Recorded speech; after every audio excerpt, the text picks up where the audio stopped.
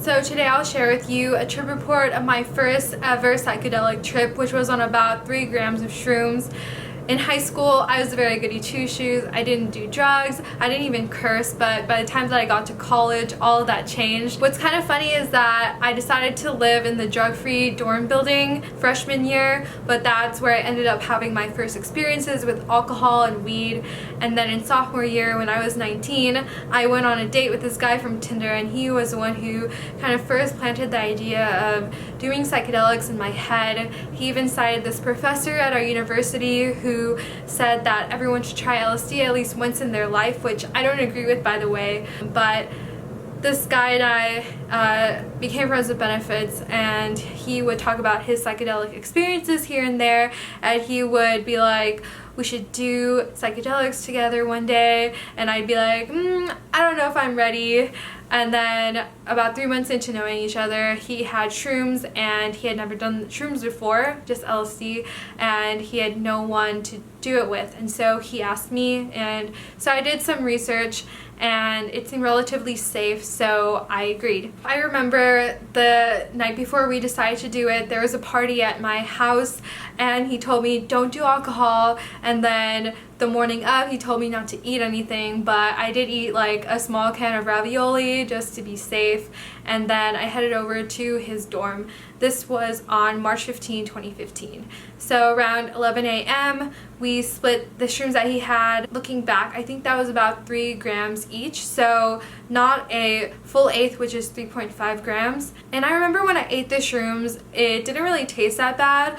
But now I absolutely hate the taste of shrooms. It's so disgusting to me. It makes me want to gag.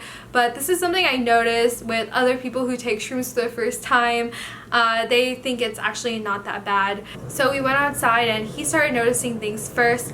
I have this idea that people who are more experienced with psychedelics tend to be the first ones to notice things, and I think this is because they know the subtleties to look out for, whereas people who are inexperienced, they don't know if it's placebo, if it's just their mind tricking them. So this is kind of what happened here. Or maybe it was because I had eaten, and so it took longer for me to come up, but he noticed the ground moving first, and then as we walked along, I remember noticing the gum on the ground, and then the ground also started to kind of shift, and I'll put a replication up that is kind of close to what I saw. So then, now that we were starting to feel things, we went back inside to his room.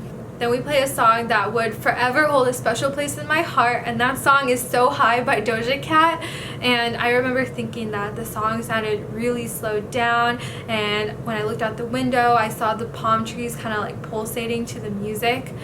Then we lied down on his bed, and at this point my memory is kind of foggy, and I don't really remember the order of what things happened, but this is roughly kind of the things that I remember. So one image that really stayed in my head was his fire alarm was also kind of pulsating and breathing on the ceiling, and it kind of looked like a mushroom itself.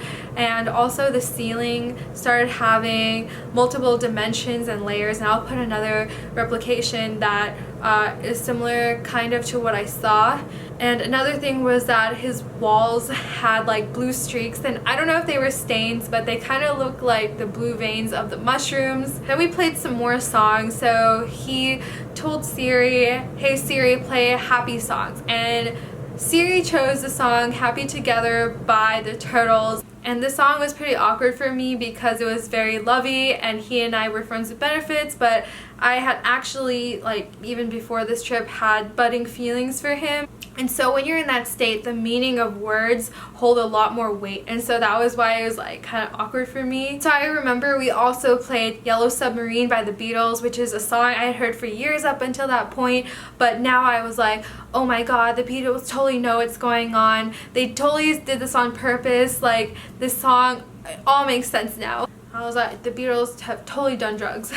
So me and that guy, we were laughing a lot, and we never actually communicated to each other out loud what we were laughing about, but at the time it felt kind of psychic, like we were both laughing at the same thing, but I could have totally been wrong about that. But we don't remember exactly what we were laughing at, so could be totally wrong and we were laughing at different things, but it felt very like we were on the same wavelength kind of. And one thing that really made us laugh was, you know, when one of us would need to go to the bathroom, we'd have to put our pants on, and then when we came back from the bathroom, we'd take them off. So it was very this repetitive, cyclical taking off and putting on your clothes back and forth. And this really was funny to us in a meaningless sort of way, but not in a depressing way, but more of like, what is life? Like, what are we doing here? Just taking our clothes on and off again over and over and over. I remember one time when he left for the bathroom, which was not in the dorm, so it was like down the hall,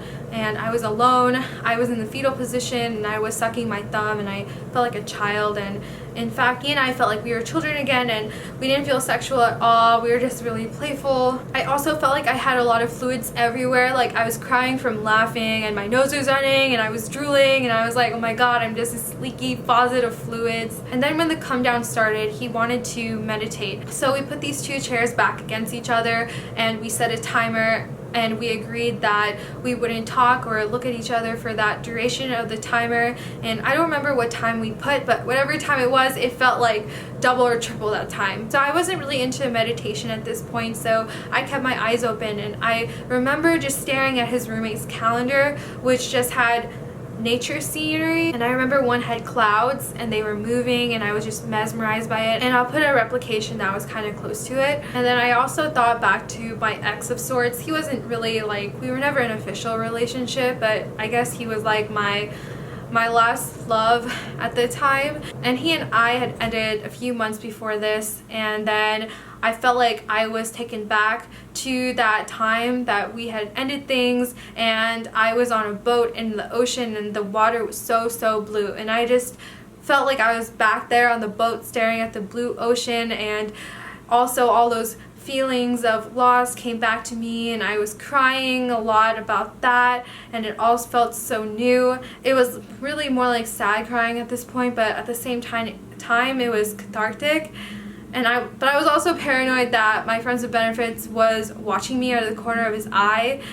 He wasn't actually watching me, but I was kind of self-conscious as a result of that. So then we went back outside, but then my friends with benefits was paranoid that I was paranoid about people, so we found a secluded kind of bench somewhere and just sat there in silence. We were able to talk at this point, but we didn't really talk. For me, I was just processing my feelings, and he was kind of just giving me space, I think. And then after this, we went back to his room, and then I guess the childlike innocence left, and then we had sex, and the sex was really good. It felt very animalistic and primal, and I would definitely recommend you to try sex on shrooms if you can. So by this time we had pretty much come down, and so I went to the bathroom to wash up, and I realized that oh my god, there's like fireworks going on right now. Oh my god, there's like, so if you hear noises like booms, I don't know why there are fireworks going on. Okay, it's kind of distracting. Anyway, I noticed that the outfit that I was wearing was the same outfit that I had worn when I lost my virginity, and I was like, it's interesting that I chose this outfit to wear today. Like, is it some subconscious thing? Like, it makes me feel more confident when I'm going to face a milestone in my life or something challenging. It's kind of like my warrior outfit in a way. And then my makeup had washed off, but I still felt beautiful, and I had this amazing warm afterglow. And then me and my friends with benefits went out to go get food to eat, and then we parted ways. Then I went home alone and I recorded this video diary, but most of it is actually unintelligible, me crying and speaking really softly, but I did say this. Even though I'm crying and emotional right now, that I really enjoyed it. I don't regret it. So one of the things my friends with benefits had told me before the trip was to think about problems in my life that I would like to solve, and one thing was actually trying to figure out my feelings toward him. And so, you know, when you're in that state of tripping and you talk, you're afraid that it will be misconstrued, and likewise when someone talks to you, you might misinterpret things that they say. And so I was afraid to really talk during the trip because of this, and it's kind of like why I was silent on the bench outside at that one point. But I was thinking to myself, why can't we just be open with each other and be straightforward and say what we really mean? And so I decided to tell that friends with benefits a few days later and ask him if he would want to be in a official relationship, to which he agreed. And so we had dated a bit, but then we broke up, but now we're friends again. Yeah, but that's a whole other story. But that was kind of like one action item that I took out of that trip. So I think 3 grams was a good starting dose for me, but I also think that I'm not very sensitive to shrooms. But you know, if you're nervous, starting out with even 1 gram of shrooms is totally fine, but I think more than an eighth would probably be too intense. And then, you know, I was 19 when I first did psychedelics, and I really don't know how I feel about that. Like, on one hand I turned out fine, but on the other, when I look back, I feel like I was really young, and so I'm not sure, yeah, how I feel about doing it at that age. But you know, I'm happy that I did it with someone who I trusted. This was someone who told me to do my research beforehand and who more or less treated psychedelics with respect. And so that taught me to then tell other first-time psychedelic users, you know, to do your research. And I also try to be an example of, you know, safe, respectful, and responsible psychedelic use. And now I'm really thankful to that guy, my ex, for introducing me to psychedelics. And now I'm actually more into it than he is, but they've totally changed the course of my life. Alright, well that's all. I hope you enjoyed it, and I will probably film more of these in the future. Take care.